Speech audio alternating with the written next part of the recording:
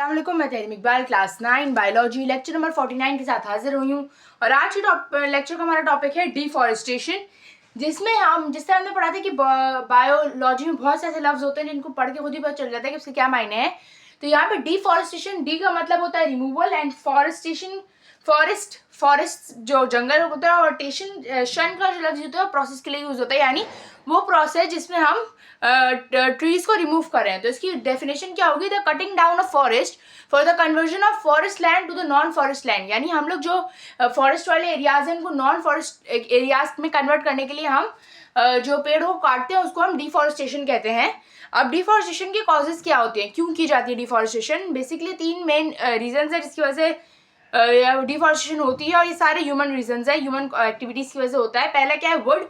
अब हमें लकड़ी चाहिए होती है फर्नीचर बनाने के लिए, या फिर बहुत सी वही सब फर्नीचर की चीज़ें हो गई वो सब, या पेंसिल्स हैं, फर्नीचर्स हैं, ये सब लकड़ी चाहिए होती है इन चीज़ों के लिए। तो वो हम किससे लेते हैं? हम फॉरेस्ट को काट के उसमें से हम लकड़ी ले लेते हैं। उसके बाद एग्रीकल्चर, ज़मीन चाहिए होती है खेती बाड़ी करने के लिए, तो उसके लिए हम फॉरेस्ट काट देते हैं। फिर अर्बन डेवलपमेंट, यानी जो सिटीज़ की डेवलपमेंट है, क्योंकि पॉपुलेशन बहुत ज़्यादा बढ़ गई है तो उसकी वजह से हमें एरियाज चाहिए होते हैं रहने के लिए, या फिर उधर इंडस्ट्रीज खड़ी करने के लिए, इसलिए फॉरेस्ट को लोग काट देते हैं। अभी फिर इफेक्ट क्या होते हैं? लो रेनफॉल क्यों होती है? जब पेड़ कट जाते हैं तो हमारे पास क्लाउड की फॉर्मेशन बहुत ज़्यादा कम हो जाती है। क्लाउड की फॉर्मेशन कम होने की वजह से रेनफॉल भी हमारे पास बहुत ज़्यादा कम हो जाती है। सॉइल इरोजन क्या होता है कि जो सॉइल बहने लगता है, इसकी वजह क्या होती है कि जब पेड़ होते हैं तो पेड़ उस सॉइल को अपनी जड़ों के साथ बहुत मजबूती से थाम के रखते हैं, लेकिन जैसे ही हमारे पास पेड़ कम होगा तो वाटर होल्डिंग कैपेसिटी कम हो जाती है और फिर सॉइल इरोड हो जाता है। इसके बाद है फ्लड्स। वही बात, अगर फ्लड्स आ रहे होते हैं, अगर बीच में पेड़ हो तो वो फ्लड्स उन पेड़ों की वजह से रुक जाते हैं, पर पेड़ नहीं है तो फ्लड्स ही बहुत ज़्यादा आते हैं। फिर हैबिटेट जानवर के बहुत ज़्यादा डिस्ट्रॉय हो जाते हैं। फिर हमारी जो इन्वायरमेंट है उसमें ऑक्सीजन की कंसंट्रेशन बहुत कम हो जाती है, क्योंकि पेड़ ऑक्सीजन रिलीज करते हैं, और कार्बन डाइऑक्साइड की कंसंट्रेशन बढ़ जाती है क्योंकि पेड़ कार्बन डाइऑक्साइड को एब्जॉर्ब करते हैं।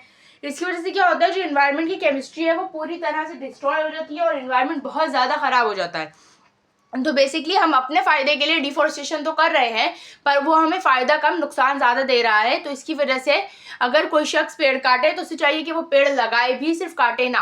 तो ये भी डिफॉरेस्टेशन नहीं होगी। इस तरह आपने पेड़ लगाया भी, आपने पेड़ काटा भी, तो वो एक बैलेंस बरकरार रहेगा। लेकिन डिफॉरेस्टेशन में लोग सिर्फ पेड़ काटते हैं और पेड़ नहीं लगाते, जिसकी वजह से आज हमारे जो वर्ल्ड की हालत है वो बहुत ज़्यादा ख़राब है। हमारे पास ग्लोबल वार्मिंग हो रही है और पूरा जो टेम्परेचर है वो सब कुछ चेंज हो चुका है। तो आज के लिए इतना ही, मिलती हूँ अगले लेक्चर में नए टॉपिक के साथ। तब तक के लिए अल्लाह हाफिज़।